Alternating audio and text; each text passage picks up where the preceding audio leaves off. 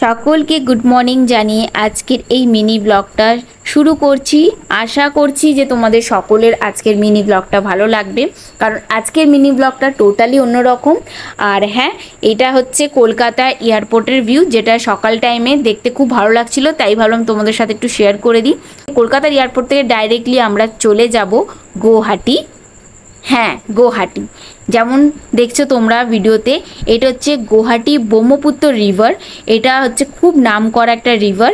আর এই যে মাঝখানে যে দ্বীপটা দেখছো না, এটা এখানে না একটা শিব ঠাকুরের মন্দির আছে। মা কামাখ্যার মন্দিরে কোনো কিছু তুমি যদি মানত করো, তার আগে না এই শিব মন্দিরে যদি পুজো দিয়ে আর মানত করে যাও না, তারপরে মা কামাখ্যার মন্দিরে যাও, তোমার ওই মানতটা পূর্ণ হবে। এটা আমি বলছি না, এইটা ওখানকার লোকেরা আমাকে বলেছে, তাই আমি তোমাদের সাথে ভাবলাম শেয়ার করে দিই। এই দেখো, মা কামাখ্যার মন্দিরে যাওয়ার সময় এই একটা সুন্দর ভিউ পয়েন্ট, এটা এত সুন্দর লাগে, মনে হয় যেন মহাবালেশ্বর এসে গেছি, এত সুন্দর। আর যেদিনকে আমি গেছি সেদিনকে দেখো হালকা বৃষ্টি পড়ছিল, তার সাথে সাথে হালকা মেঘ ভেসে যাচ্ছিল, যেটা ক্যামেরাতে ক্যাপচার হচ্ছিল না, কিন্তু সামনে দিয়ে আমি ওটা ওই দৃশ্যটা দেখে না এত মন মুগ্ধ হয়ে গেছে কি বলবো। তো চলো এই ভিউটা দেখানোর পর সোজা চলে যাওয়া যাক মা কামাখ্যার মন্দিরে। এটা হচ্ছে মা কামাখ্যার এন্ট্রেন্স, মন্দিরের গেটটা। আর এই দেখো চলে এসেছি মন্দিরের ভেতরে।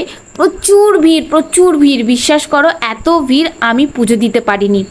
রাত 3টে থেকে সবাই লাইনে দাঁড়িয়ে পুজো দিতে গেছে। হ্যাঁ, এখানে ভিআইপি লাইনও আছে, যেটা প্রত্যেক মাথা পিছু 500 টাকা করে নেওয়া হয়।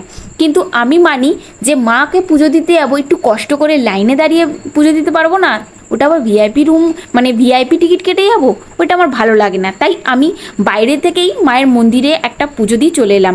বাইরে এরকম অনেক মন্দির আছে, ঠাকুর আছে, তুমি তাদের কাছেও পুজো দিয়েও আসতে পারবে। তাই আমি বাইরেই মন্দিরে পুজো দিয়ে চলে এসেছি।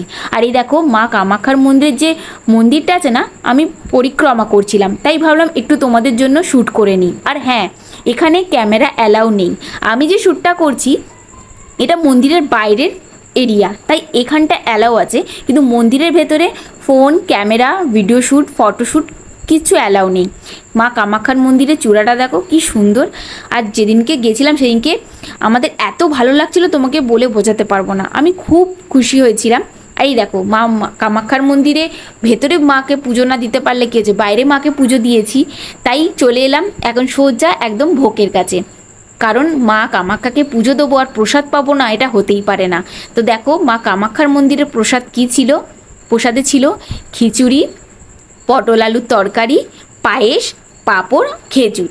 এটাই হচ্ছে আজকে মা কামাখ্যার মন্দিরের ভোগ। আর যেইটা আমি পেয়েছি, আমি অনেক মন তৃপ্তি করে খেয়েছি, আর এত ভালো লাগছিল, একটুখানি খেয়েই মনে যেন পেটটা ভরে গেল, আর যেন অমৃত মনে হচ্ছিল। দেখো এখানে সকল মহিলারা বসে খাচ্ছে। আর একটা কথা, এখানে ছেলে আর মেয়েদের আলাদা করে বসানো হয়, একসাথে নয়। তাই এখানে আমি মেয়েদের সেকশানে এসে এখানে আমি মা কামাখ্যার মন্দিরে প্রসাদ গ্রহণ করছি। এটা দুপুরবেলার টাইমটা। তো চলো প্রসাদটা খেতে খেতে আজকের এই মিনি ব্লগটা এন্ড করলাম। তোমাদের কেমন লাগলো মিনি ব্লগটা অবশ্যই কমেন্টের দ্বারা আমাকে জানিও।